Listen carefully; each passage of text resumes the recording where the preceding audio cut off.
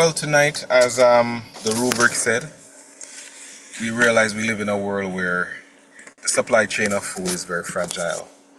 As it says, one calamity in one area can lead to total instability in another area. We saw that in COVID, how one issue at hand involved many other issues that were seemingly unrelated. And that's the world that we live in. We live in a world where the food supply is centralized. And so most of us are just used to going and picking up food from the supermarket shelves and to home. And if we were to take stock right now and say, hey, how long could I survive were the food supply to be weaponized to a certain end, we would really be in for a shocker. Maybe not all, but a lot of us. So I want to read you a quote.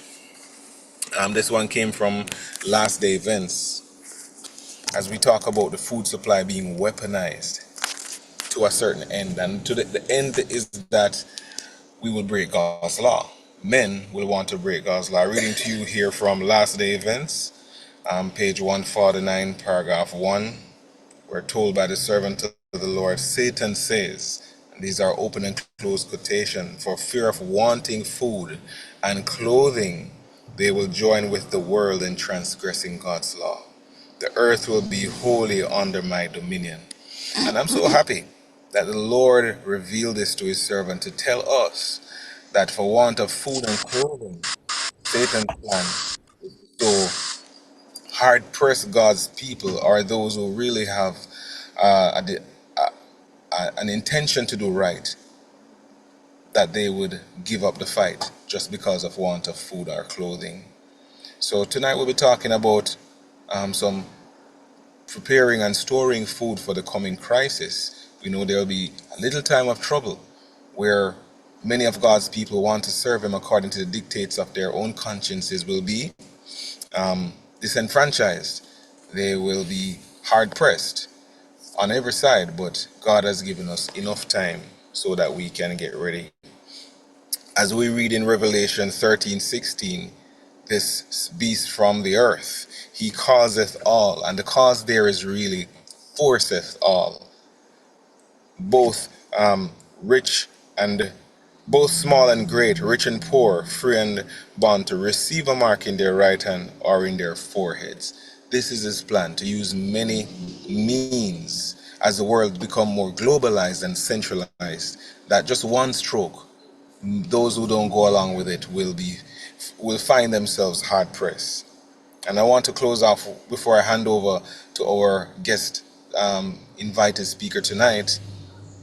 It says here, God's plan for Israel. In God's plan for Israel, every family had a home on the land with sufficient ground for tilling. Thus were provided both the means and the incentive for a useful, industrious, and self-supporting life. And no devising of men has ever improved upon that plan.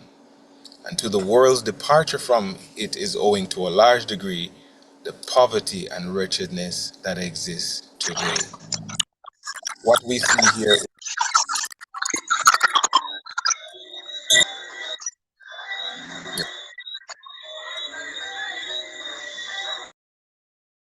yes, what we see here is that remember to keep your audios muted as you come in. What we see here is a picture of a world where there is some sort of sufficiency, where there is collective sufficiency among the people. The world we live in today is a world of centralization. Centralization of power, centralization of money, centralization of means. And so it is God's plan that this is never so, but that together as individuals in a community situation that we're able to help one another and provide for ourselves. So as we talk about this subject tonight, we will also bear this in mind, that we all want to go closer to God's ideal for us. Our invited speaker tonight is a very wonderful man of God. Every time my wife and I, we have a chance to speak with him, the time passes too quickly. All right. Wonderful gentleman. He's very humble, doesn't like us saying much about him. except that he's a servant of the Lord. And I just want to, his name is Brother Dwayne Davis. And I want to invite you to come on, Brother Davis, and just lead on out in the rest of the talk and just lead us through. If you have comments, you may use the raise hand icon or you can say them in the chat. All right. And as soon as we see them and there's a space, we may take the comments. All right. So, Brother Davis, I want to hand over to you now. Yes, good evening, everybody. I hope we are all doing well. And despite of the challenges, we are here. Now, this evening, our meeting, our presentation, it really came out of a talk that both Kenny Hill and I were having at church. And we were sharing some stuff. And they said to me, you should share this, And I smiled, only to see nearly 1 year now, 1 year, I am here doing this presentation on the same topic that we were talking about. Now, this evening, first of all, let me say this. I am no expert on the topic we're going to talk about, but I do believe that when the Lord speaks to you, you need to listen. And let me give you the backstory before we go into everything. We were searching for a property. You want to go to country living, do the whole country living. We prayed about it, fasted, prayed. Finally, the Lord provided something.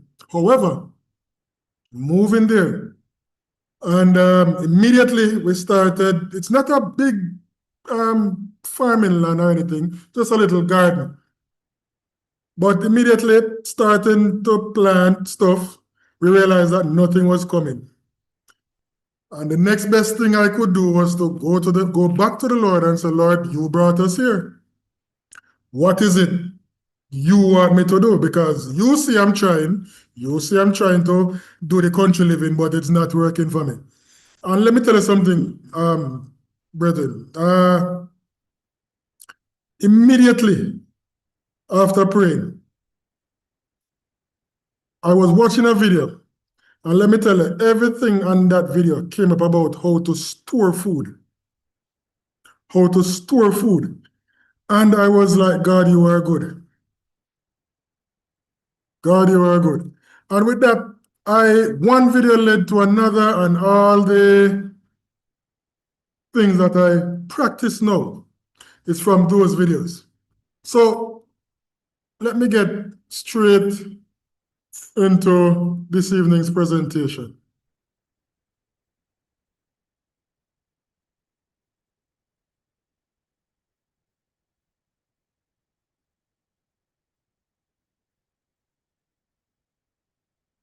So I'm sharing my screen. I hope everybody is seeing it. I am. Right, good. So this evening, the topic says food storage for the coming crisis. Now, I do believe we are already in that crisis. I really do believe we are already in that crisis. And many times when, as President Truth, and we talk about food storage and survival, let me first say this. It doesn't matter how many food you store, God is the one who saves, not the food you store. So we are not doing this to be saved, right? But I do believe that the Bible teaches a principle of the duty of the congregation. And sometimes I would hear a person say, for example, when you go to Matthew 6, 25 to 34, the Lord says you mustn't worry about tomorrow. The Lord says you mustn't take no thought for tomorrow, which is true. But that also is in a context. Because when you study the themes of the Bible, when Noah was preaching, he was storing. He was storing stuff. And there's a funny story in the Bible, Genesis 43:11. And that story was about Jacob. Jacob. when the famine was on the land. And when I read that story, there's something that he said before he sent his sons back to Egypt for food. He said they should take some gifts, and he named out some of those gifts. Some of those gifts were things that they could actually eat, but prior to that, he said they were what? They would die of hunger if they did not go back. So, and he named out nuts and almonds and things that they could eat. So I do believe there is a principle in the Bible for where we should store for time of crisis. Now, we do know that when the major crisis come, even what we have stored, we will have to leave it. I hope everyone here believes that. So we are storing technically not for the coming of Jesus, but for the little time of trouble. Because there is a time coming when we have to run left even what we store.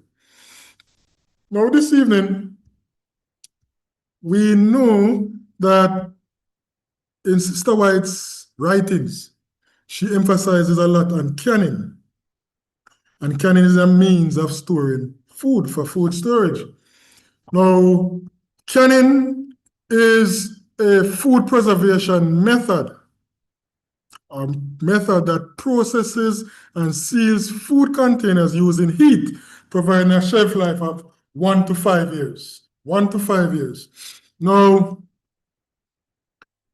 looking at that, I've always heard persons said, we need to plant.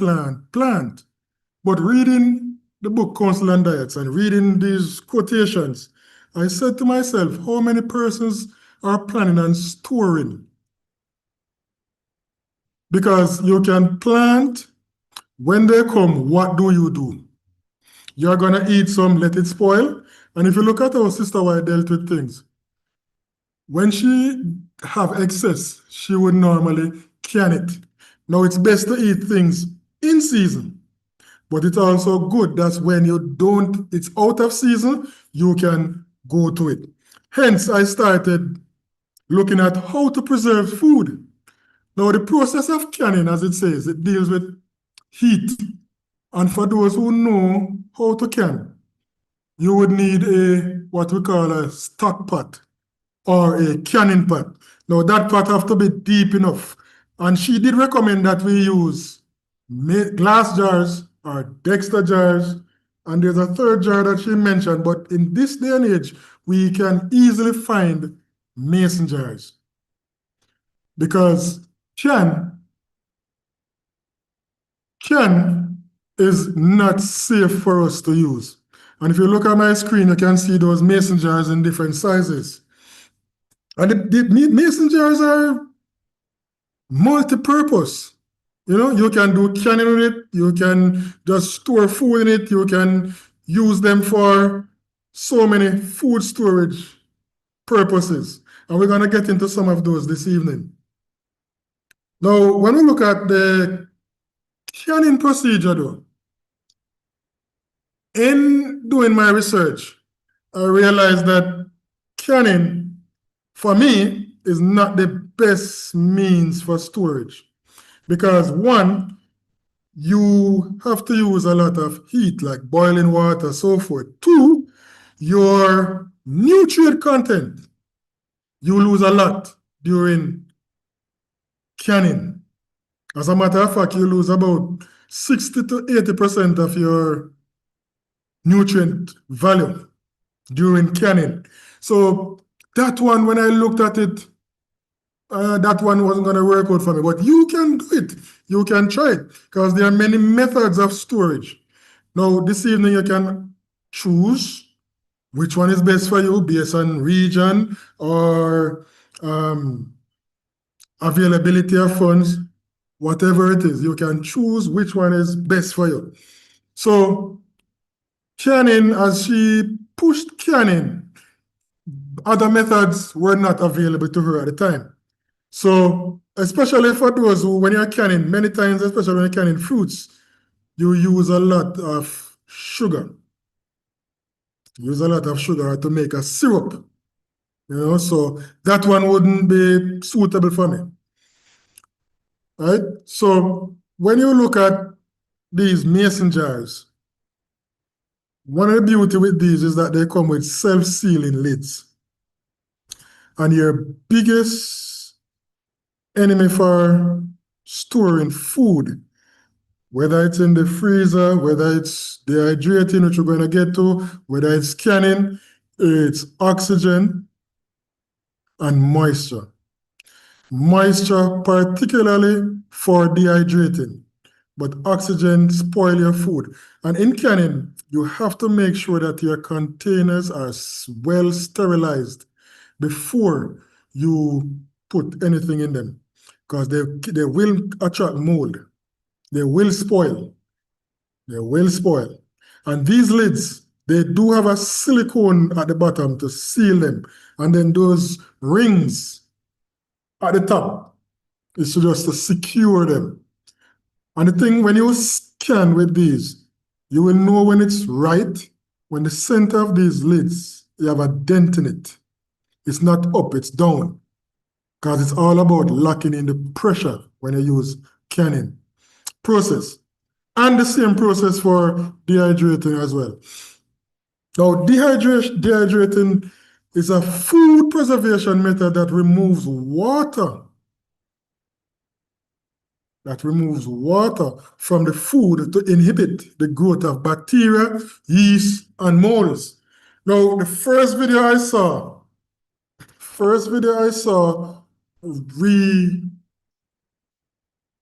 dehydration. That lady, she said why she started using mason jars was because she used to dehydrate and put the stuff in bags that could be vacuum sealed, which we're gonna get to. But then she had a problem with with the little critters who would cut her bags, whether the rat, the squirrel, whatever those little critters are. That's why she moved to mason jars. Now, dehydration is one of those process, one of the better process, because in dehydration, you will lose about 3 to 5% nutrient in whatever you dehydrate. But there's some certain foods, you dehydrate them, the method or the process to getting them to dehydrate is different. For example, in dehydrating, for example, bananas, American apples, Irish potato, these things you would need to add just a mixture of lemon water or lime water. So 1-to-1 ratio, lemon juice, lime juice with water, and spray those that they don't go brown, because these food react with stainless steel or air. Now, with Irish potato, it's good to, when it's as soon as you slice it, you put them in water, preferably cold water, to keep them the color. Right? Now, other foods like nuts and so forth, you would soak them first. And one of the best thing, one of your best friend in learning all these methods, is YouTube. Because trust me, I spent hours watching a lot of videos on how to, until I was able to get a dehydrator, get some mason jars. And mason jars, right now we know that there's a thing against with the plastics, where it's leaching into your food. So mason jars, this is one of the better things to store in. Now, if we know how dehydration works, dehydration technically is a little stove, it's a little oven that works with low heat and a fan. You can dehydrate with these little machine that's on the screen, or these one to my right. All they do, little heat, a fan to remove moisture. Now, after you dehydrate, storing is your next process. Now, dehydrated foods, very versatile. Very versatile. For example, you can make powders, you can make fruit rolls, You can do your own seasoning. And one of the beauty about dehydration is that it increases its concentration in flavor. I did some sweet peppers and scallions. And let me tell you, when you dehydrate those and powder them and use them in your cooking, it's tastes different, just better, nicer. Now, God made these foods with their proper water content. We are removing the water for a storage purpose, but in that process, we get a higher flavor content in these foods. Now, if you just dehydrate and leave them out in the oven, you're gonna have a problem. They're gonna get soggy. Some will get hard. Some it will spoil. So airtight containers, best place to store these, especially when you can remove the air from these containers, which we're gonna get to further on. So in terms of dehydrating versus canning, I go with dehydrating every time, for me. Now there's a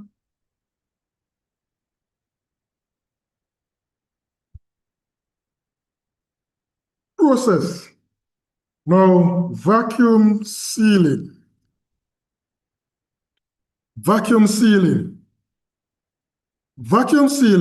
process of removing air from packages before sealing it, which creates an airtight environment. Now, these mason jars that you can use, you can get a vacuum sealer. Now, I prefer this brand after all the researches because this does both bags, bags and mason jar. This one, the Food Saver brand, it can let you create your own bags and seal them. Or you can buy the bags like Ziploc bags, but it comes with a feature for you to remove the air from it. And doing that, you get longer shelf life. For example, normally when I have corns, I would vacuum seal those bags, put them in the freezer, because freezers do damage food. It's called freezer burn. But when you remove the air, you increase the shelf life for that. So you move from, say, 3 months to 1 to 5 years. With the mason jars and the vacuum sealer, it's interesting that when you buy this machine, this little part here is the part that you would use for the bags, but you can detach the top from the bottom to use for your cans, for your mason jars. However, you would need an additional part to put over the jar to seal it, to remove the air. For those who do cold press juices, you know that when you do your juices, the air is what destroys the nutrient content. Now, doing cold press juices, you can vacuum seal those juices, and instead of a 10-minute window, you have a 3-day window, because you have removed the air so it won't go brown and lose its nutrient as quickly. And this machine does this. Let me tell you, I spent a lot of years of acquiring many of these things. And we're gonna get to what we're gonna do when the crisis come with these machines.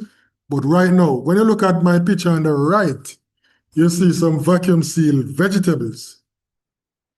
Now, with these vegetables stored in the freezer, you can store this for 1 to 5 years, as I said. Now, you can store your peas and your nuts and grains in these bags as well, for them to not just to last long, but also to deal with any insect that is in it. So when you use a mason jar to store like peas, for example, I would buy, say, lentil from the supermarket. When you buy from the supermarket in those little bags that they retail out, many times you go home and if you don't use that soon, you will see a lot of little dust in it. What I normally do, put the peas in mason jar, vacuum seal it, and within a couple minutes, every insect would die. And you just sieve that and reseal it. And with dry peas, you can get even up to 20 years of storage. I did some almonds and I flavored them. And 2 years, I said, let me try and see if these almonds, how they taste. And let me tell you, the biggest mistake I made was to open one. Because once you open one, you just go through.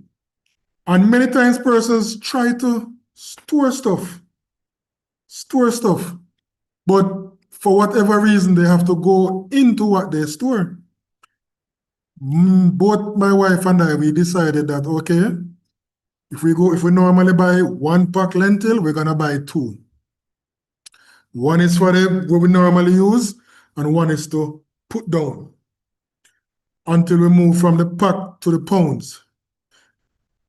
And getting mason jars, sometimes you would just walk into some stores and you would see them.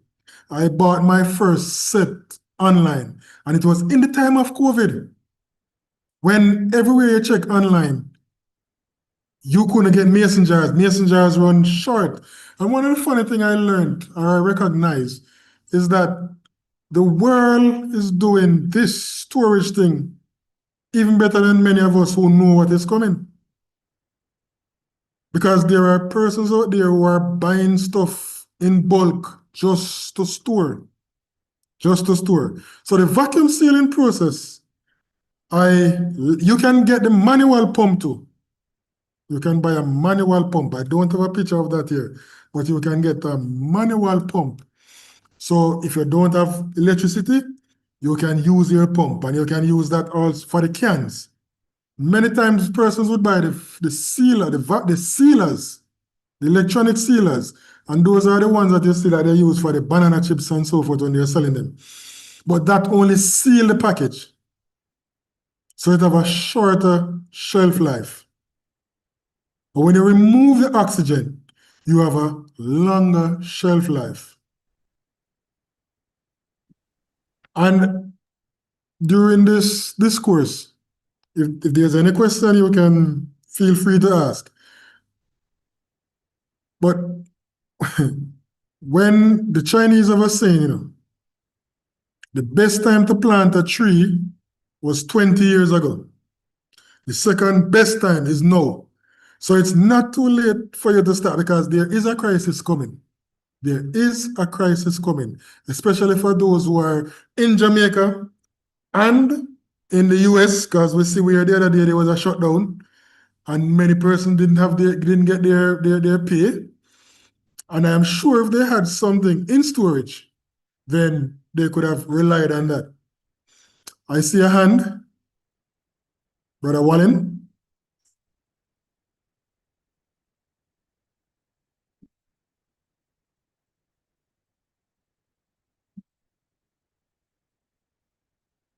Not hearing you, Brother Wallen.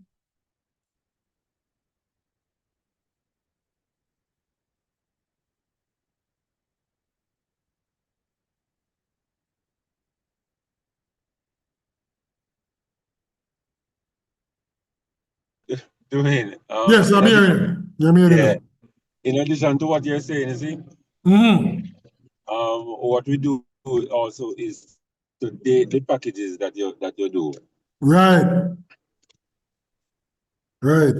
So you know what to use first. Right. You date it, and I have a little technique that I use because I don't have a lot.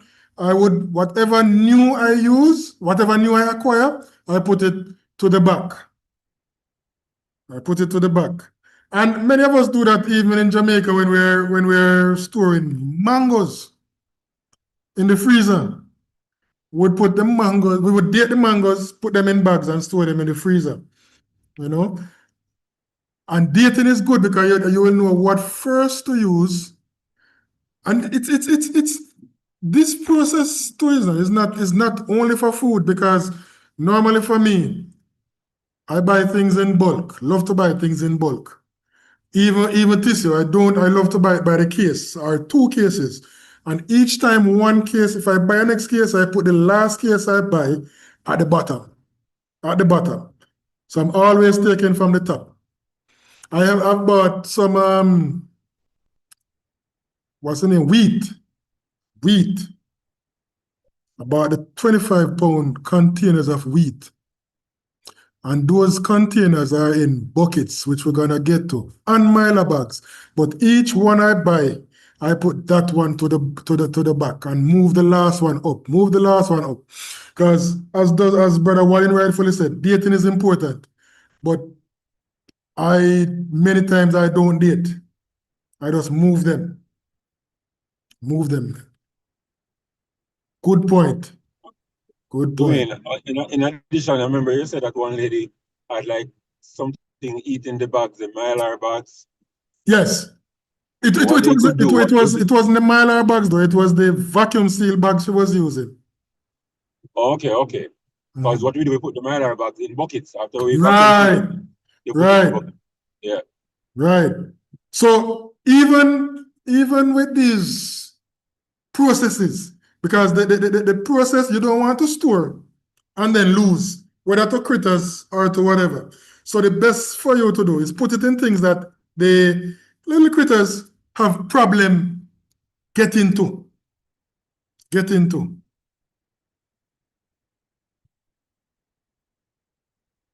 Now, anybody here ever heard about flash freezing?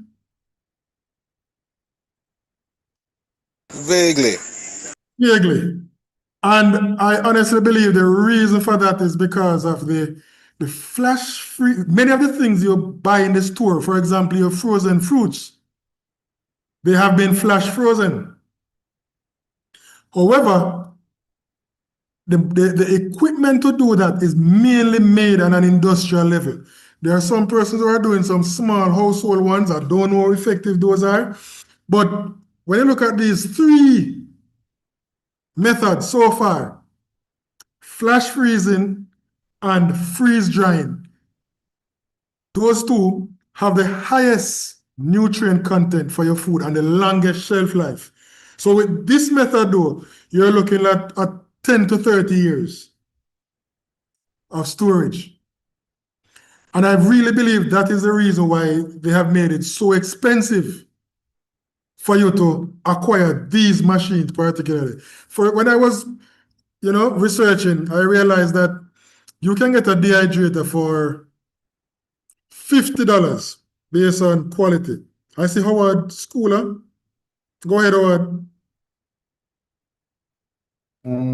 Night, Jens, how are you doing? Good night, sir.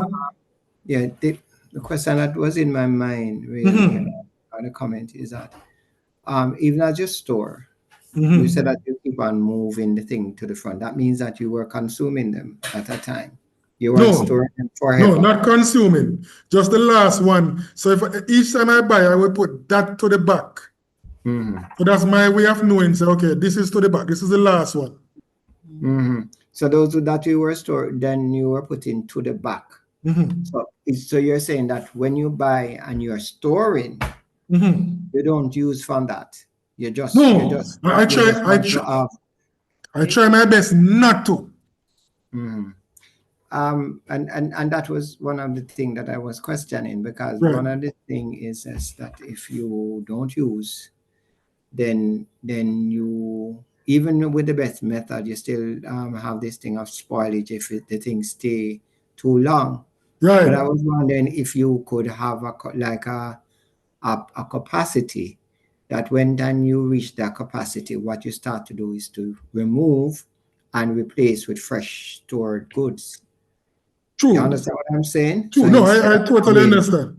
Having stagnation, you have this rotation where you're using the things that you have stored and replacing them with fresher goods that you're collecting. So, and that is why, Howard, the methods give you a different time. So, you have a 5-year shelf life and something, right? Now, I have bought those wheat that I have bought. those 25-pound wheats, I have not pulled one yet. Now that is a 30-year shelf life. The I know wheat, we don't, huh? the wheat. You know, no, hold on. I'm trying to figure out. All right. So the thing is, can you clarify for me? When you say you're storing wheat, what are you talking about? You're talking about like crack wheat, like the bulgur, or are you No, I talking mean, about no, wheat flour? wheat, no, not the flour, but the wheat grain. That is like the bulgur grain. It's more, these three wheats come in hard white, soft white, and hard red. Okay, I don't So know. the hard white is the one that you would, hard white and the hard red, these are the ones you would use to do your breads. Oh, Your soft white is the one that you would use to do your pastry. so these are not refined though. No man, I'm talking the wheat, the wheat, the wheat grain. So in doing my storage and storing stuff, I have also bought things now to use them. So I've made sure to get one of those mill. So you mill your own flour? Yes. Okay, so I guess maybe that is where we have the gap in knowledge, because when you say wheat, Okay. I don't know what it looks like apart from the bulgur. Okay. I don't know what is soft wheat, white wheat, I did red wheat. Okay. And I guess maybe So- other persons are wondering what you're talking about. You're right. So thanks for that. Thanks for that. Now here it is. The hard and the white really depends on the hard red and the hard white really depends on even the soft white depending on the region because of the gluten content, and that's where you get it distinct white, hard or soft from. All right. So the more gluten content, the better for breads. One other thing I've heard persons say, Howard, is this: wheat is bad. Wheat is bad. Wheat is bad. But what I've learned is not that wheat is bad. Whole wheat, that is, not the one you buy in the store, not the whole wheat flour. But when you have the wheat in its complete form, it's different from when you have it in its separate form. For example, when you buy the wheat flour, it doesn't have all the things in it. When you buy not the bulgur, so you would have wheat, you have wheat germ, you have what they do is separate the wheat and sell individual parts. You have gluten flour. Now, when you separate those different sections, that's when your body have a problem in absorbing it because you're getting too much of one part. Yeah, but when I understand what you're saying in terms Right. of the breakdown, the wheat germ, the endosperm, Right. and the what we call the brand. Right. The brand. The brand. That is a different portion of the wheat. Mhm. But there was another problem that was mentioned, and I think Barbara O'Neill is the one that brought that to the front, that the wheat itself was hibernized. And when they did that, it concentrated I think it is the gluten, made it more complex, and the body started having problem in breaking it down. And that's where melt flour became was brought to the fore, where she was saying that this is the wheat before the hybridization process. True. And this is the one that our body is more likely to be able to break down and will not damage our bodies in any form.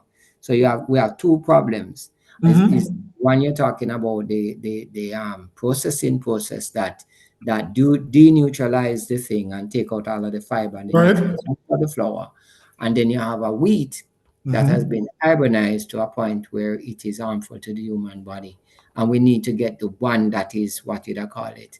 The unhybridized wheat or the smelt flour. I think that is how it's pronounced. Well, you have two main original grain there, sir, and that's it's pronounced, I think it's einkorn or something like that. Yeah.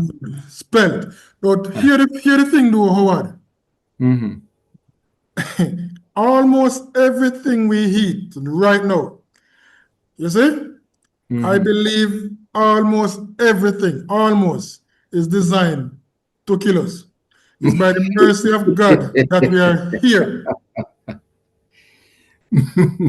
So Basically, what you're saying, I understand, that is one of the things that I found is that God never leaves his people without a witness. Anything that the enemy come up with, God will go find a way to make it leak out and make we find out say that is not what God did plan. And then we can go back, we can try and go back to the original. It's not that you're going to escape everything. True. And that is why we also have to pray and ask God for mercy. Thank you. What we eat will not kill us, you understand, before the time. So we understand. We understand. And basically these kind of frank discussion on it is really important, because basically we don't want to scare people to the point where they can't eat anything. No, that's true. That's true. And that is one of the problems that we have. Because sometimes people talk about some things that they discovered to a point where people don't know what to eat after that. And they that's true. That's true. So basically, we have to just trust God that if you can't find the best, eat in the second, you just have to pray and ask God for bless what you can eat as long as it is within the parameters, in certain parameters. If I can't find the good wheat, I can't get some flour for cook. Right. Let me try and to enhance that as best as possible. Because at this, sorry, Howard, I'm going to cut it, but because right now at this point in the crisis, you see, what we're actually in, is not leisure mode, but survival mode. Yeah, man, I do understand, because basically what is also the thing that our tastes in terms of food, because the thing is that there was a point in time that we didn't know about whole wheat flour. We didn't know about whole grain oats. And yet still we were still living. Yeah, so that means there was enough on the land to live on without touching these things. So basically what we need to do now is to detangle ourselves or disattach ourselves from certain things. Wheat flour is good, but we have cassava and we have some other roots where we have to the possibilities that we have to go turn back to them thing there. We have breadfruit and all of these things. Sometimes a stone dog and nobody now look upon them because we are so focused on that, the wheat and the thing. These things are what we need to eat. But so here it is. Here it is. That is the beauty of the process of dehydration and even freeze drying. Because you have mentioned the cassava and so forth. All these cassava flours and yam flours, all I did was dehydrate them. All I did was dehydrate them. And one of the things I've always said is that, yes, we are in a crisis, but I really believe the crisis is made based on our choices. For example, we just had an hurricane. And prior to the hurricane, leading up to the hurricane coming with all the announcement, the supermarket shelves were empty, but the food were in the market spoiling. Now, after the storm, everybody is crying, so the food are going short, but nobody bought it before. So we are in a dilemma. No, but again, I want to agree with you. Because if you look at it, even with Jacob's cases, you mentioned that what he had in the land was enough. Yes. And what we have in our land, if you look around us sometimes, is enough, Oh, yes. But because we'll pass it, people want to pass it and go buy Kentucky. They want to go pass it and Burger King. We pass it and go buy bread. And I'm a part of it. We know that. We have been brainwashed to think a certain way because of consumerism. So we need to start to understand, it's not no food now go dead. Right. It's a choice. It's a choice.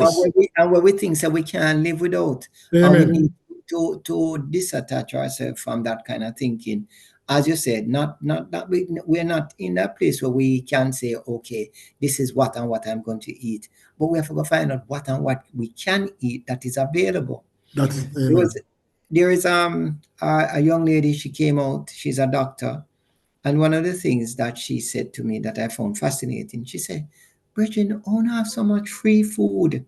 And she said, free food? And I said, I wonder what this woman talk about. And she said, yes, and I have so much things that can eat around. That's what I can get free. And at that time, I didn't know that you can eat aloe vera. Oh yes. Think Yeah, about it. and it's not bitter. And yeah, basically, and it make a very good toothpaste as well. Oh yes.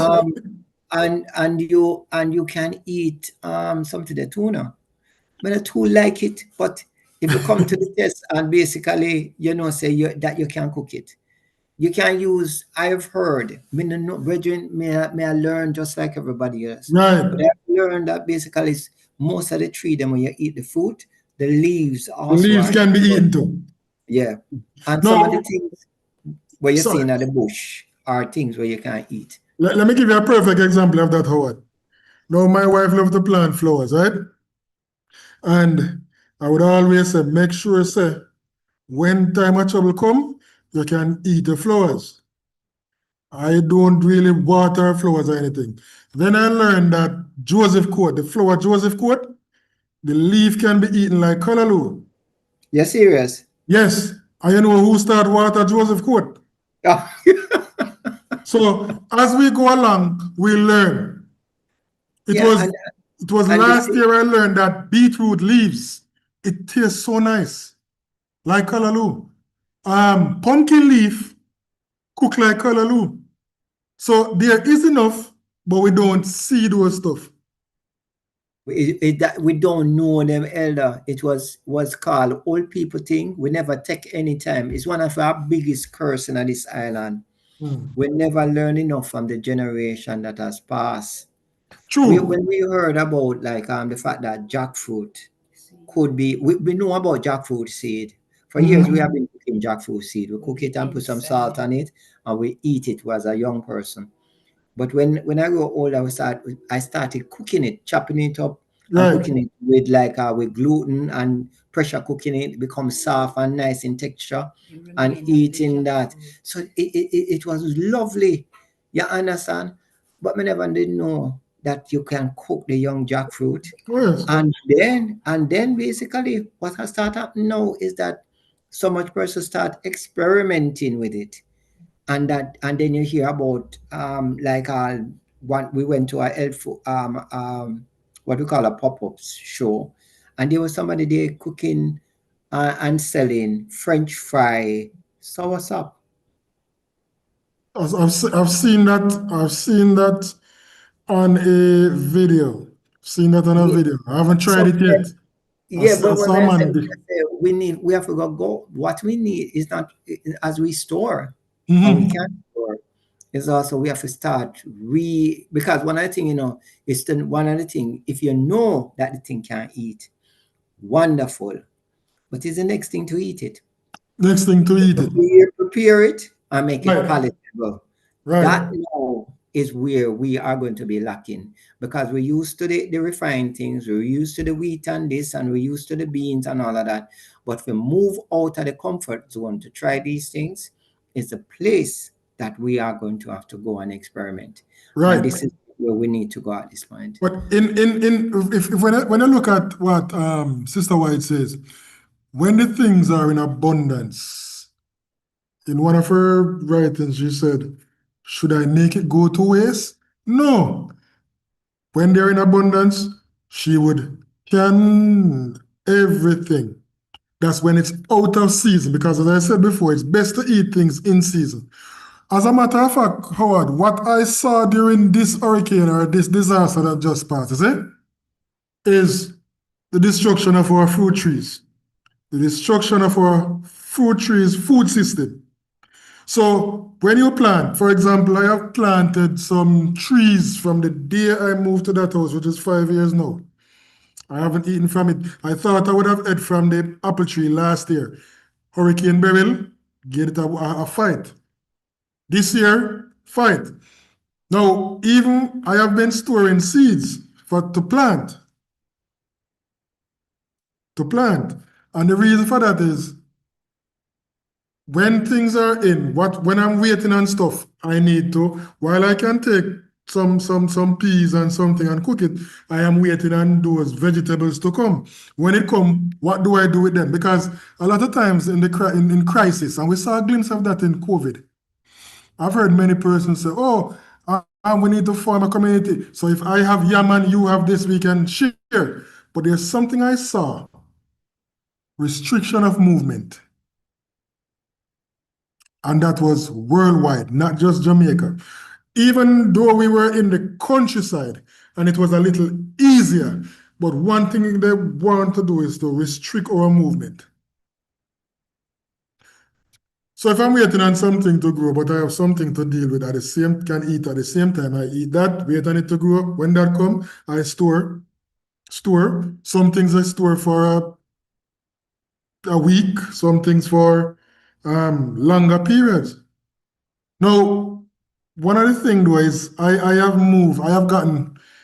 first thing I've done was learn how to do almost everything manually. Right? So even baking the bread, I did it manually. But dealing with grain breads, trust me, it works the muscle, which is good. So I got something to, help me out with that.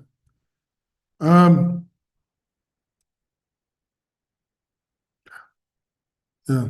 So when we look at some of these things that we're gonna be using, and some person will say, "Oh, how you gonna power them?" I really believe there's a reason why solar systems, God let them put up that a lot now in terms of production. Because you can get solar stoves, solar ovens, I should say. You can get solar dehydrators. And there is a text. Let me go to that text and there's a picture of the solar stove. Now, on the left, these solar stoves, they cook, but they don't burn. So they don't burn your food because there's no fire. They don't burn your bread. There's no fire. Now, I don't know. I'm going to ask though, because I am taking this serious in terms of I made sure I went out and buy a coal stove and coal, and I have wood. So when the gas goes, can't buy and sell, what do I do? How do I prepare these things? There is an alternative doing even with the gas. There was a friend of mine. I actually got it, but I didn't put it in production.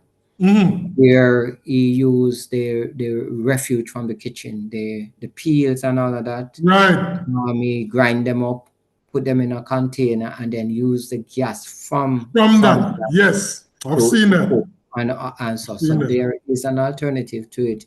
Is just to get the equipment to do it. And that is it, because to understand it as well. Understand it. Yeah. Because for me, I love to have a backup for the backup. Because I'm thinking there are times when you think way ahead of what your pocket can manage. So I really believe I don't have one, but I want, for example, even an electric stove, because if I'm thinking of going solar, I want one with the gas, with the coal. Yeah. So I want the coal. I want the gas. So on the rainy days, so yeah. I'm thinking of all the possibilities. I love the backup for the backup. Okay. The thing is this, that, God has given us the ability to use our brain. And I think maybe that is something that we have to go to. The fact of the matter is this one. If a time is going to come, right, we are not going to be able to get the gas. So that means that we will have to learn how to catch fire. And I learned that. We went down to camping in the bush. It was raining, right? And the firewood was wet. But I learned through the Holy Spirit, because I never learned camping from anybody. That basically you can split the wood in two. And inside the wood is dry. And from that, now you catch your fire. Right. And then you put in the wet wood in the fire, and the heat will dry it, and then it will catch fire. So all that we learn on spot, that is on camping, right? So we can learn how to do the camping. We should learn how to also burn the coal. We must also, but at the meantime, while we still can use the gas, we use the gas. You know why I'm saying that? because person believe that basically we must create the time of trouble beforehand in terms of stop using all of these things because there is going to come a time when no, we don't that. We enjoy the things and while we have them. So if you have a blender, go and blend. And they are going to come when, but learn how to grate the things by hand as well, and learn how to do the other thing. As you said, learn how to do the manual thing, but enjoy the help where you can get it. Yes, you can use the exercise for the strength of muscle. But when you and a very good stress reliever too. Yeah, but when you have the thing, you make sure that it's there, because maybe your wife now want to have the strength of muscle idea working on yet. You understand? So you must make sure that all the equipments that you can get, you get them. But also all the equipment that can be used without electricity, that we can use with machine and all of that, we have to learn. So it's a re-education. Re-education from our taste bud to what we cook we use as food, to all the equipments that we use is education. And that is what Sister White says. Educate. And here it is though. One other thing with storage, you see, is you also, in everything, practice or observe what you use for a period of time.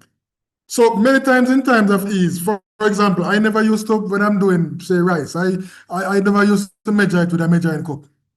But now I'm practicing how to measure it to see how long this lasts, to know how much to use. You used to bake regularly using your oven, your gas oven. You know, so your gas are going to finish quick. You minimize it. And in that way, you can learn how to use in portions. So back to the solar thing, because this text caught my eye, as you can see on the screen, Malachi 4:2. Malachi 4:2 says, "But unto you that fear my name shall the Son of Righteousness arise with healing in his wings, and he shall go forth and grow up as calves of the stall." Now, what caught my eye about this text is the name, is the Son. We know this text is referring to Jesus. But here this Son is spelled S-U-N. And it dawned on me, is that with where solar is going, because solar is, I believe, expensive for a reason. Because solar remove dependency on the system a whole lot. One buy, and that's it. One buy, set up, and that's it. Compared to gas, you have to keep going back to them. And when I saw that Son spelled S-U-N of righteousness, I'm like, is God really telling us to plug in to the sun, as in the sun in the sky? For he made it for us. And that is when I started really looking also into the solar aspect of things. Now I'm going to wrap up soon. Soon. Now we have root cellar storage, but many persons don't practice that in Jamaica. Funny enough, many houses are built with cellars in Jamaica, but we don't practice root cellar storage. But here is a thing that I bucked up on. And that is called gamma seals. Because many persons will store in buckets, but their food still go bad. Now, when I discovered gamma seals, it's just a little fancy lid you would put on your regular bucket. There are some buckets, for example, some that Bashko sell that are very thin. Very thin. These won't work on it. But a regular paint bucket or a regular 5-gallon, 3-gallon, or 7-gallon bucket, these would work. These create an airtight seal. So what I did, I got some, bought the buckets, store rice in them, even storing the rice. Each layer you would put bay leaf or pimento, So if 30 pounds can hold in one bucket, for every 10 pound, you put bay leaf or pimento or clove on the top, and you keep out the little critters. And this has been working for me very well. Sorry, Elder. Yes, sir. What it? Wait, hold on. I want to encourage us to continue to use the raised hand icon, okay? Yes, his hands in raised. Yes, when you use the raised hand icon, the presenter can pace himself and know when to allow us to speak. All right, my hand has been raised for some time as well. Using Oh, all right. So Yeah, go ahead, Sir Howard. Then Elder Williams. It's just that I was so interested in what you were saying that about the critters, because one of the things is that the insect issue is a big problem. Right. And when you can find things that they don't like, because you mentioned bay leaf, you mentioned clove and pimento. I didn't know that. I didn't know that they didn't like that. So no, keep them away. Keep them away, brother. Okay, but I didn't know that. So that is something very important. So yes. Thanks a lot. And the thing is, when you're because as we mentioned earlier, I'll comment to you, Brother Williams, but as we mentioned earlier, in storage, it's not just storage, but how the procedures. And I learned some of these the hard way. For example, we also mentioned that some things for example, white rice stores better than brown rice, longer shelf life. Now, I have white rice stored for emergency purposes. And how you store, as I said, you do it layer by layer. You don't just throw everything in. So each layer, you put a layer of clove, or not clove, bay leaf. Then you add another, say 10 pound. Then you put another layer. Then you add. Then your top layer, you leave that, put on the gamma seals, and you're good for a good 10 years. Which I really don't believe we have much time here. Go ahead, Brother Williams. Brother Williamson.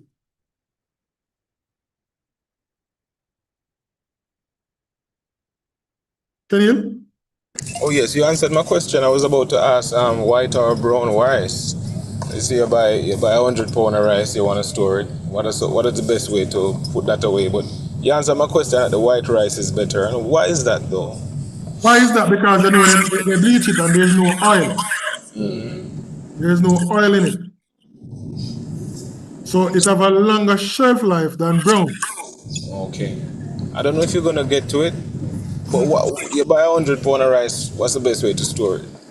You can touch on some cloves a while ago, you say you put cloves. Right, but that's the way. There's two main ways, or let me put it this way. Remember I said earlier on, the enemy for storage is what? Oxygen and what? Water. Moisture to be exact. Okay. So with these buckets, these are what I store it in for long-term storage. But I normally keep them in some larger jars, not mason jars now, but they are airtight. They're airtight. So, or you can vacuum seal your bags. So when you put it in bags and you remove, I don't know how many of you have ever seen those packets that we get in the church with the what you call it? The rice and the mince and so forth. Those are vacuum sealed, and those increase your shelf life long because you have removed the air. And one of the good things to get to, is some, we call them oxygen absorbers. And those are some little things. Normally we buy shoes or we buy a handbag for the ladies, or certain things we buy, you see some little packets in it with some little gel things, hard gels. Those are actually oxygen absorbers, but you do have the food grade version of it. So those oxygen absorbers, even if you put the vegetables in a bucket, it's good to just throw some in the bucket with those vegetables to keep out the moisture as well. So we can do that. All right. And these lids, As I said, all they do is just give you an airtight seal. So you transform your regular bucket to an airtight bucket. So nothing gets in, anything in it is what was in it before. And if it's airtight, they're gonna die. And these covers are universal in terms of it's only the Chinese bucket they don't work with, the thin ones, the very thin ones. But they normally tell you on the site that you're buying it for 3 gallon, 5 gallon, and 7 gallon. And you can buy them. The color doesn't mean anything more than it look pretty. Because I mainly buy the white. Mainly buy the white. So let me ask, are there any more questions? It's just a comment. Mm-hmm. One of the main reasons for the processing of foods is making the white rice. Because if you think about it, if you process rice, it must take more money to process the rice than just taking it as brown rice, which no need a lot of processing. Right. What you find is that by removing the coating from the rice, what they do is remove the nutritional value. Nutritional value. The insect know what makes sense, and they will not pass with that. The same thing with white flour. Right. Because by taking out the wheat germ and the endosperm and taking off the bran, then the food become deneutralized, or I wonder if that is a correct word. It's not as nutritious, and therefore insect would not fool around it. I'm going to tell you right now, Brother Howard. It make no sense. Hold on, Brother Howard. Huh? Insects do take up white rice and flour. But it's not as prevalent, because, well, I guess it's still having a little protein in it. But in terms of the time, right? When you have whole wheat flour and whole grain rice, these attract insects at a much quicker rate, and microorganisms at a much quicker rate than the one that has been processed. True. True. And so the shelf life is just cut. And the oils too, the natural oils that are in it, they remove that. So that is what makes the thing go rancid. Yes, it's true. Makes the thing go rancid. So in a survival mode, you would have that as your backup. Because when you look at, for example, even the wheat in its grain state, stored have a good shelf life. However, when you grind that wheat is only good for 3 days. Wow. Wow, you said that is the life. When you grind it and use it. It's the same procedure with flaxseed. Flaxseed, you should not grind flaxseed and have it in the grounded state for a long period. You should grind it when you need it and the amount you need. You use that, leave the other one stored properly, lasts longer. But grinding it, you do lose nutritional value if you let it stay out, and it can go rancid. So whenever time, I use a general principle. If it stays on the shelf for a long time, I see Claudine. Coming to you, Claudine.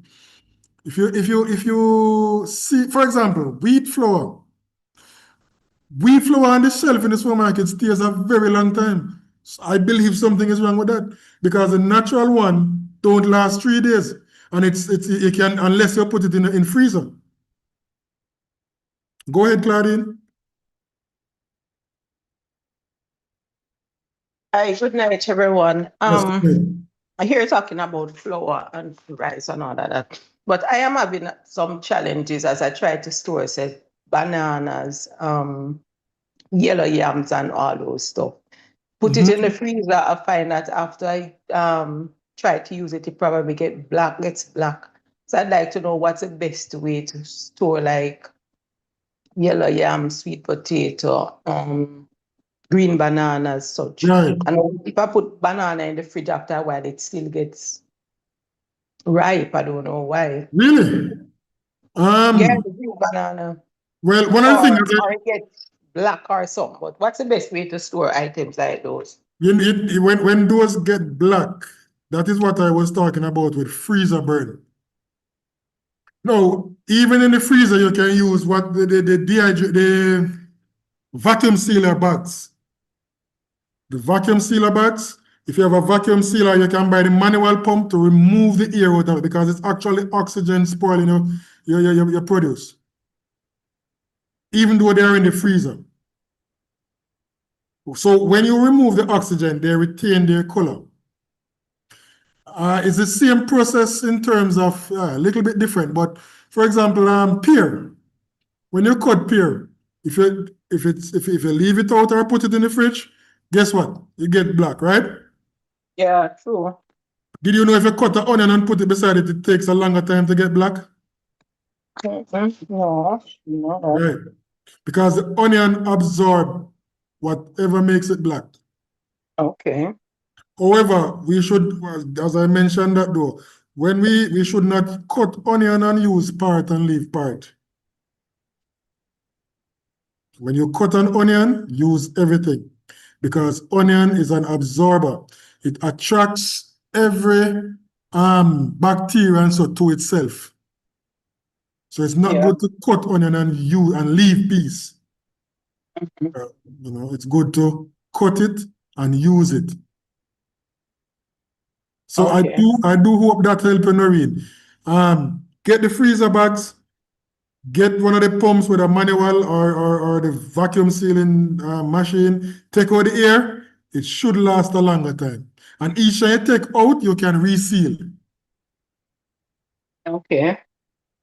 Or you can dehydrate them too and grind them into flour. Yeah, that's another option. I think I'll try. Trust me, it tastes better than what you can buy in the supermarket. What I find is that when you make the flour, it doesn't hold. I don't know, maybe because of the gluten content. So one of the things is when you dehydrate, because what dehydrating does is remove the water content. But if you leave it out, it's gonna get moisture from the air and it's gonna go rancid. So if you do the flours, it's best to store them in mason jars. Vacuum seal that, and that will help with a longer storage life. For grinding the wheat, unused wheat, you can store that in the freezer. Even when you make bread from stone-grown grains, you can actually store those bread in the freezer if you're not gonna eat everything one time. And it easily thaws and it tastes like new. Thanks, yeah. You're welcome. I see your hand, Petula.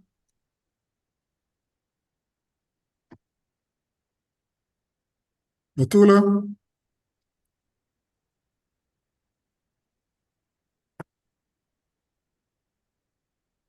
All right, until she comes on. Please, can I add or Sure. question? All right. So in regards to rice, right? Guys, I don't know if you had mentioned it.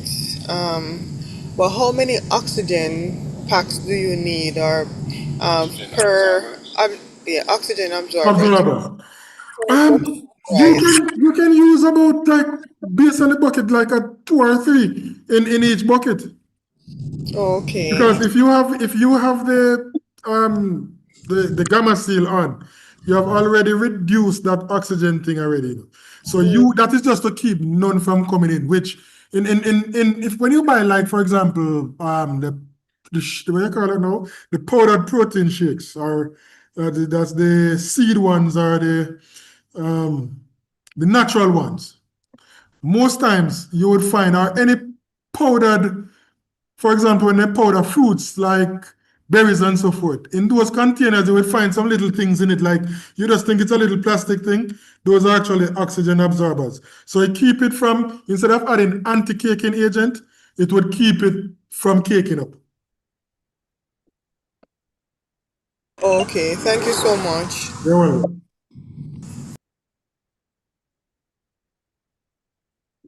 Hi, Oh, yes. gentlemen. Go ahead, Petula. So for the rice, Sharice, so I like to portion my rice for storage based on what I would use for my family size. Mm-hmm. So say I purchased like a 100-pound bag.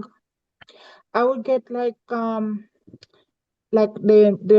five, is it gallon? 5 gallon 5 gallon bucket. buckets.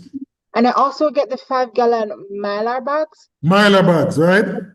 I push that Mylar bag in the bucket, fill it up, and put that aside. But I also get smaller Mylar bags Mm-hmm. and make smaller portions to Mm-hmm. keep. And Right. for the white rice, those store very long. So I also do portion size. But for the wheat flour and the brown rice, you don't have long shelf life with those. Right. You can keep them in a cooler place. I'm fortunate I have a garage that feels like a fridge. So I keep stuff there and Right. it keeps them cool. Like for the wheat, I purchased the organic wheat from Right. a friend, and she grinds it for me. But I have to keep it in the garage in a bucket Yes. because it Yes. keeps it really fresh and nice. Yes. And once Um, you, sorry, go ahead. for those who don't have this vacuum, what's it Sealer, called? vacuum sealer. Sealer, what I use when I cut off my beetroot leaves and I wash and chop them up nicely, I put them in a Ziploc bag and I fill one of my sink with water and I immerse the Ziploc bag under until Mm-hmm. almost to the tip of the opening, Right. and it sucks the entire oxygen in that bag, and then I quickly seal, and Amen. it's like using a vacuum sealer. Amen. I did not know that method, but that's why we're here to learn. Yes. That's why we're here to learn. For the ground provisions, as you say, we need to get back to the old days where we use up the cellar. Mm-hmm. If you have a cellar or a family member, you can actually build one. Yes, you can. You And can. Because what you're controlling with the cellar is the same humidity. yes, that's Same right. humidity. So So it's not a moldy cellar, but a cellar that air passes through, no sunlight, but you keep mhm, the air flowing. yes. And you can store your potatoes and your pumpkin there, like Yes, your ground provisions, yes. yes, Because funny enough, the Amish, they mainly use root cellars yes, they to do. store their stuff. And it There is store well. yes. We are in Canada here and we have what is called a cold room. Right, And we have a vent from the outside that right. runs inside that room and one that so you have one that goes out and one that comes in. Comes So in, right. and it regulates the air. We have a thermometer there to make sure the temperature is normally set at a pace. If it gets too cold and it goes up in the -42, we have to close those vents Right, to just make sure the stuff down there don't get frozen. right. And we have potatoes, we have carrots, beetroot, pumpkins, like Yes, from yes. season right back till we're ready to plant in the springtime. So yeah, that's a good way. Yes, and one of the things to know is that, as she mentioned, the cold room. Some persons in those climates they use the what they call it, the space heaters when it's very cold to Yes. regulate the temperatures, and that helps. What I did a lot. I started watching a lot of the homesteading videos. Not everything they do I agree with, as in most of these guys, they don't eat what I eat in terms of they are meat eaters. I am not. But you do get good tips how to plant, how to store, when to reap, even though they're doing it based off their area or their region. For in Jamaica, cold room, only a fridge room, we're gonna call a cold room. We don't have the minus temperatures. And that is why food storage is not one size fits all. It's about That's true. your region. You have to know your climate and what works for you. Yes. What works for you. And there are many, the funny thing, if you look it up, some will say there are 10 methods, some will say there are 12, but in reality is what works for you. And I just want to close off before I go, Brother Dwayne. With the coal stove, let us not discard of them. No. I went to buy back one, sister. And I'm not sure it's on hand. I remember I went to UTech a few years ago, and I did baking technology, and this industrial oven just went blank. Nothing we did, it will work. And we had a expo, and everybody's coming in, and we need the stuff to display, and everybody's getting crazy and panicking. And I said, sir, why don't you get some coal stove and put the Dutchy pot on the stove and put the products in there and bake it? And he's like, who would have thought of that? And we did, and we got breads and all our pastries baked, and it was an amazing time, and I look back on that today and I'm like, wow, we're really going back to the old days, Yes. Because with all these methods, what the most important thing is we will have to go back to what is called primitive godliness. Primitive godliness. Now, even on this channel, I've seen person displaying baking breads. Steaming breads. Steaming. Instead of baking it, they steam the breads. So, as I said, it's not one size fits all. You know what works for you. And funny enough, a lot of things that were not designed for us, God in His wisdom, let it help us. For example, YouTube, instead of watching a movie, watch a video on how to improve on something, how to improve on storing, how to make your own foods from what you have stored, how to rehydrate them when you need to use them. One thing I learned the hard way is not in dehydration. When it comes to peppers, onion, and garlics, do those outside. Do those outside. So you can get your onion powder, your garlic powder from dehydration. And when you're going to grind them, wear a mask. A good mask. Because even when you're finished, even when you're outside, that's going to burn your eyes and it tends to linger. I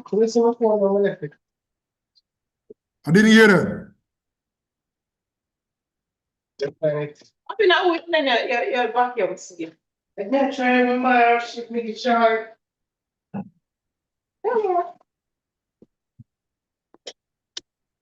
So- From your vacuum, I pay a good while. We take out the things out of the washroom. Yeah? Please mute your mic.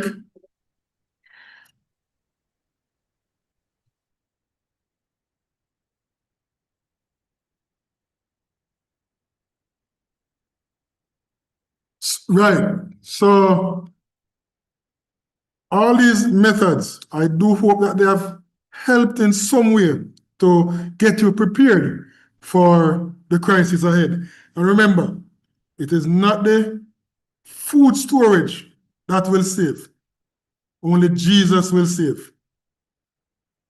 Because there are some, I have always looked at it this way. No matter the disaster, there are persons who survive. And many persons believe that it's what they do that make them survive. But it's actually God that keeps us. So with all these methods and ways of storing food, let us put Jesus first. For He's the one and the only one that can save. And I do hope that this evening we would have learned something from this presentation. Now I will turn back over to Brother Williamson. If there are any more questions? One more. Yes, I have a question. Like rule of thumb, it's very basic. Like what to dehydrate versus what to can. So, you know, I already mentioned peppers and like things with water content. What do I do with those versus like things like grains? So what do I know? How do I know what to can and what to Good dehydrate? question. Good question. And one of the thing is almost everything can be dehydrated. Whether it have a high water content or a low water content. For example, you can dehydrate melons. You can dehydrate melons. When it comes to like your nuts, it's best to soak them before you dehydrate them. And when you dehydrate them, it is funny, it's not cooked, it's not roasted, it's still is raw content. All you have removed is the moisture. But soaking the nuts, it releases just like how you would soak your peas. What's that chemical? It prevents regrowth and remove that I'm trying to remember the chemical that's in it. The same reason why you soak your peas. So if you're gonna dehydrate nuts, you would first soak them, then dehydrate them. But almost anything can be dehydrated. Anything. Any food. In terms of canning though, canning is mainly limited to fruits in terms of what we eat. It's mainly limited to fruits. So you would hear when you read Counsels and Diets, and she would have her peaches and she would have her oranges, whatever, pineapples, and she would can these. She would can these and share it with the kids or the children around her. So mainly for canning, I would say fruits. But you can go online and get a guide, 2 guides. Not just what to dehydrate, but how long to dehydrate particular item depending on the cuts that you have. If the thinner they are, the less time for dehydration. The thicker they are, the longer time. And as I said before, some items might require another step. Ripe banana, the American apple, what else? You would need the lemon juice to prevent it from getting brown. Sweet potatoes, with sweet potatoes, what most persons do is to blanch them first. So you don't cook it, get it tender, you blanch it. Then you dehydrate it and you can have that as a snack. You can have that as a snack or you can cook it. Same thing you would do with carrots. You can just dehydrate the carrots, store them. When you're ready, you put them in your soups or you rehydrate them and use them whenever time you're ready. But one of the things I've practiced is when I learn something that I think is good for me, I normally tend to try it. If it doesn't, I have a 3-try rule.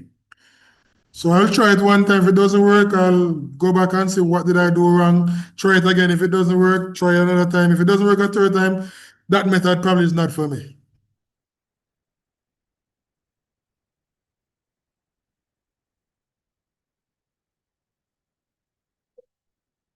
Any other question? Hi, good evening. Yes, sir. So we had some Mylar bags, the large ones. Mm-hmm. We had some beans in them. We got the Mm-hmm. oxygen absorbers. Mm-hmm. But funny enough, few of the beans few of the bags with the beans, seal bags, the beans them actually spoil. What do you think would have caused that? But while you have the oxygen absorbers, you did not, I am thinking you did not remove the excess oxygen. No, I just fill up the bag. Right. And that is why when it comes to vacuum, for example, let me see if I can explain it this way. When we go to the supermarket and we see some of these packaging like with our banana chips or our cheese tricks or whatever it is, actually most times those things don't spoil, not just because of the process or it don't go stale, but because oxygen has been removed. And a lot of stuff where you see an expiry date on it, that expiry date for things that are well sealed is actually for you to come back and buy because it have a longer shelf life than what they had on it. So for example, tin foods. Tin food have a longer shelf life that's what on the tin. However, two things. When they put a date on it, it's to remove reliability. So if anything happens to you after, they say, no, they're not responsible. And for you to come back and buy more before. So you throw them and say, oh, them expire. And when you go to the supermarket and buying stuff, when you see things on deal, in packs like threes and check the expiration date. Most time it's because it's near the expiration date, they're putting them on deals. Petula, your hand still raised, right? Yes, Yes. so for food items that are, if they're not close to the expiry date, most time what happen is that they would have purchased an excess amount and they're following the FIFO method. So it's first in, first out. So Right. if an excess amount is still in stock, they Right. will put them on sale so that the order that is to come in, it does not overwhelm the warehouse. So Right. it's not always that the expiry date is near. Right. It's just sometimes there's too much of a certain item. That's true. Back That's to true. the canning, Kenil asked a question, what do you know what? Honestly, anything can be canned. Like Okay. literally, I see people, we go to the farmer's market here Mhm. and you can get boiled eggs, you can get chicken, beef, you name it, it's in a Right. can. Right. That's true. So For this what purpose, I was sticking to the vegetables though, okay. not the meats. So for your produce from the garden, anything from the garden can be canned. Mhm. If you raise animals or you produce, you were mentioning something earlier. I had my hand up, but I didn't get selected for the freeze dryer. Right. So for the freeze dryer, it would be great if you have one or can manage to have the usage of one. For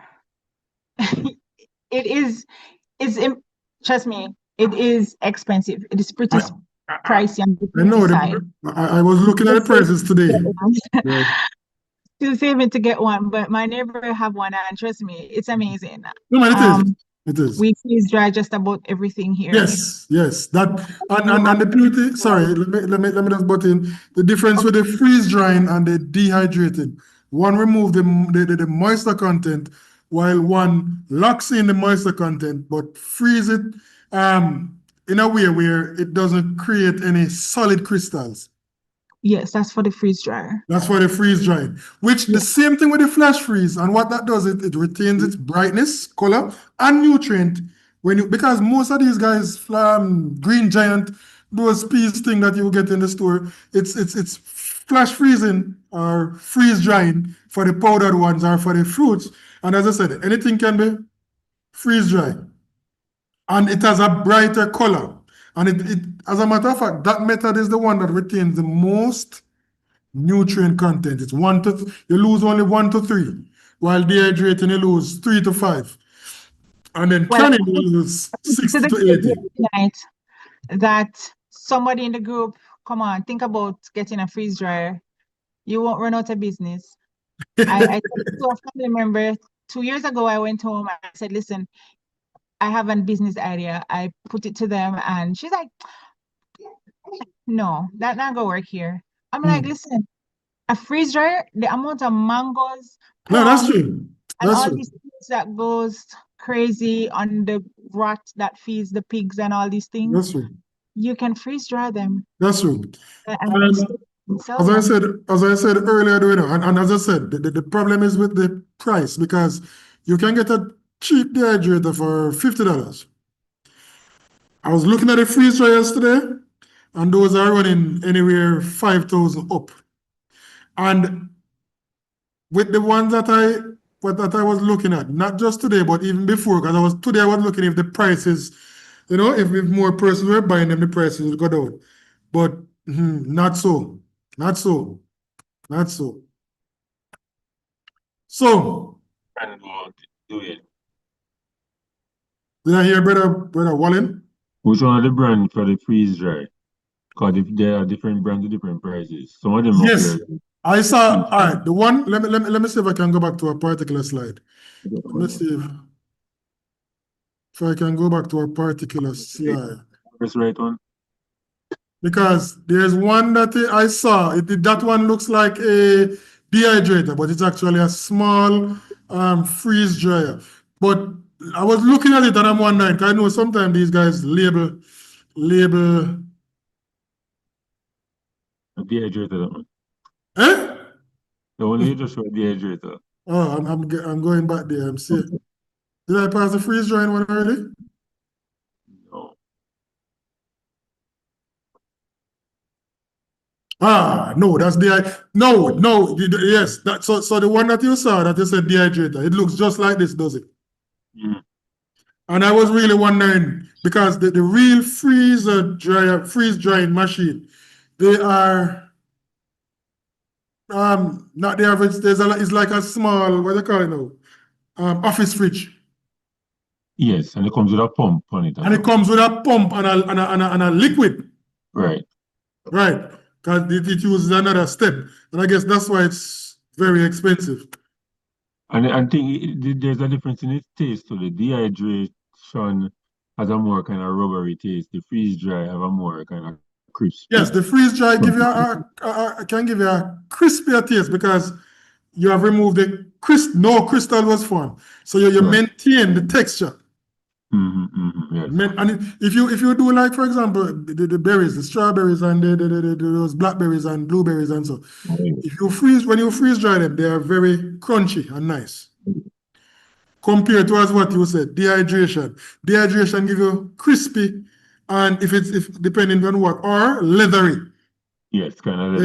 You can make a leather roll. Yeah. There's a reason why it's called a leather roll. It's very rubbery. Yes, that's true. Very rubbery. But when you do like for example, peppers and scallions and your seasonings and dry them.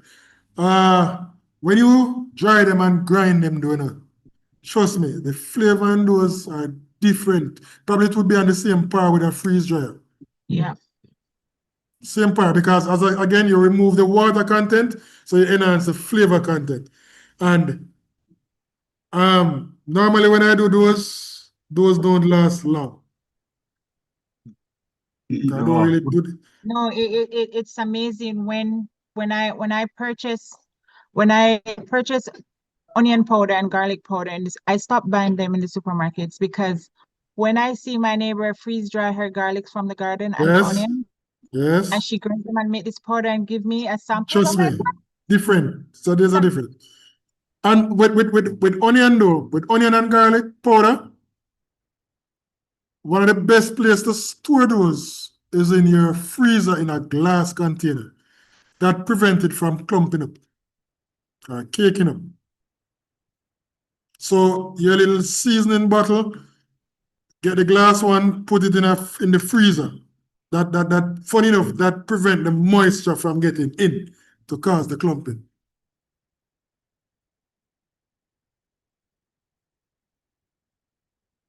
Any more question? Yeah, you had said 5,000 what? Was that US? Yes, sir. Yes, sir. Today when I check, those were the prices I was seeing for them. So that's why I said with any other process, it's based on your area, your pocket, what you can afford. Because yes, the freeze drying is first time I was introduced to it, it's beautiful, man. When I saw the prices, I said I will go with what works for me. Amen. I mean, but with some of the sunshine and light and heat what we have in Jamaica, I think a solar Right. dehydrator would be good. Would be good. Would be good. And that's why that text that I quoted, plug into the sun. Plug into the sun. It's free. The setup is not free for certain things. The setup is not free. And all they are planning on blocking out the sun, I will say let them try. Let them try. Let them try. So I will now turn over to Brother Kenil. Hello, I'm sorry to butt in. My hand has been up. Oh, Sister Noreen? Can you hear me? Yes, I'm hearing you. Wow, I'm hearing you. not getting through.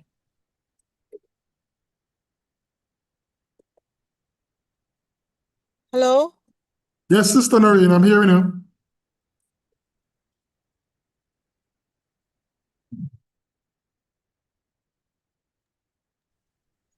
She's not hearing you. She's not Hello, hearing. are you hearing me?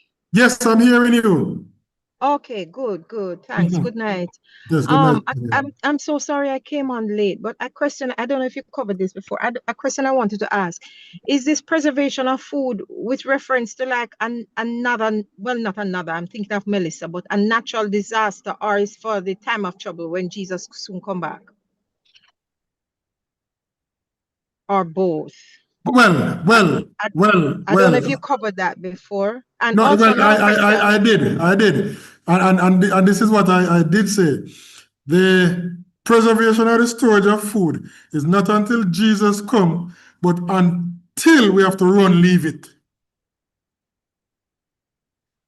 Oh, so okay. So in other words, a time will come when like they're not going to be available. So because we have them at home, we can kind of work with it before the mark of the beast starts. Is that it?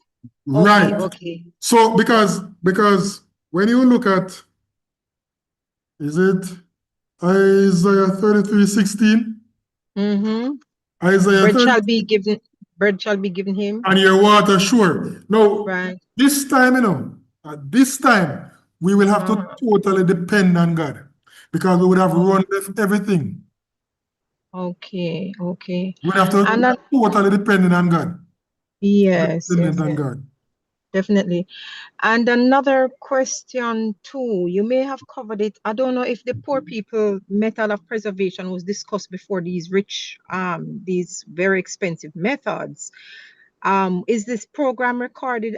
When Brother Kenil was announcing it on the platform that I got it from, he said it's available on YouTube as well, because I'd love to go over the Right, first. yes, it was recorded. Oh, I do hope you mentioned, first of all, 'cause I'm so overwhelmed with these expensive methods that I'm hearing of. I just feel so lost. So what would I do? What could I do? Because I wouldn't be able to afford those stuff that you folks were talking about. And if there's a simpler method, I heard you mention the sun. You mean like just get a piece of zinc and put stuff out in the open and dry them? Is that what you mean? Yes and no. Some things you need to prepare before you put in the sun. Some things it's better you prepare before. For example, what do you remember some of our old time methods that we used to use to cure, say, for example, meat? Because in curing meat is mainly salt we use. Salt. We're not dealing with meat, but harvesting the sun. Harvesting the sun. When we, for example, I was saying we could get, let me see if I can find it, solar dehydrators. And Sister Noreen said something, Sister Noreen said, these expensive method. Let me tell you, Sister Noreen, I 100% agree with you, but I also believe that this was my conviction. When I prayed, I said you had missed the first part, and I asked God to show me. I also asked him to provide them. He has not given me everything yet, but he has given them one by one by one. And let me put it on the record, I am not rich, but I do have a father that is rich in houses and land. And when I prayed and he gave me that answer to the prayer, I did ask him, I said, Lord, you need to provide these. Because you know I don't have it as well. So he will provide, Sister Noreen. He will provide.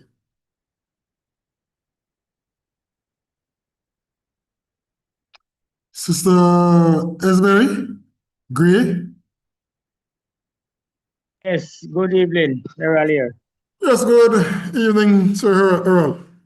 Yes, all right. When I was a boy and growing up, and I saw my father keep yam, ground provision. When them from yellow yam to rent yam, any one of the yam, when them dig it, him put it in his sun for maybe a day or so, and then him put ashes on it. Where he part record, Right. and it stay up to 1 year, nothing wrong, and put it down, said place in the kitchen or wherever he put it, and it stay up to 1 year, grow, and it just stay there. You cut it when you want to yam, you cut it, and you peel it and you hashes it back, and it stay there forever, up to 1 year. So that is a way we can. That is a way, but I don't think these yams are gonna stay for 1 year anymore in a Errol. Because fertilizer. Trust me, as you cut them, them start go black. You know, no, the yam, he didn't peel it, No, I'm saying even if you cut off a piece of the yam to use in this time, as you cut it, Errol. So I am thinking probably that method would give way. Probably not a year in this day and age in regards to the fertilizers using, but a longer shelf life. Yeah, maybe a 3 months or so. Yes, because trust me, sir, these foods now, you're peeling them and they might get black before you finish peeling them. You cut a piece, and before you put on the next piece, it get black, spoiled, dry.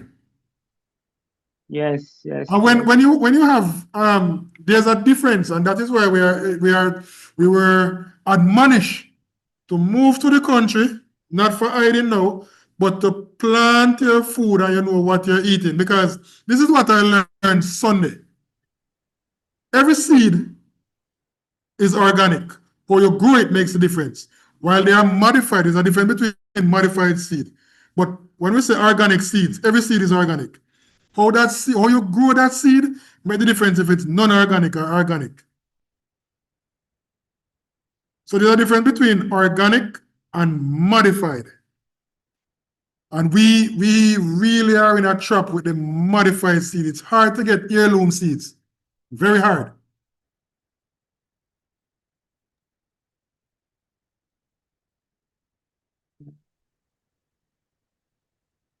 Well, beans also. We also, even the beans, we also have beans up to 2 years when I was growing up. Yes. And gungo peas. Oh, yes. Yes, and we have it there for years and top of years. And even though those still can stay for a long time, you just need to keep them away from the little insects. Yes, and we have the sorrel said we dry the sorrel and we have it there for 2 years straight. Nothing wrong with it. And stuff like that. So we can certain things we still can store. Oh, yes. We go through the proper channel and get the right thing. Oh, yes. And funny enough, they're as I said, in time of crisis, many times in storage, you store what to survive on, because most time if you look at even the army, when they give them these dehydrated foods, it's not the best food, but it's something to get you through. Something to get you through. And we have the technology now where we can even retain our nutrient. Retain our nutrient. So I hope we have learned something. Hope we have learned something tonight.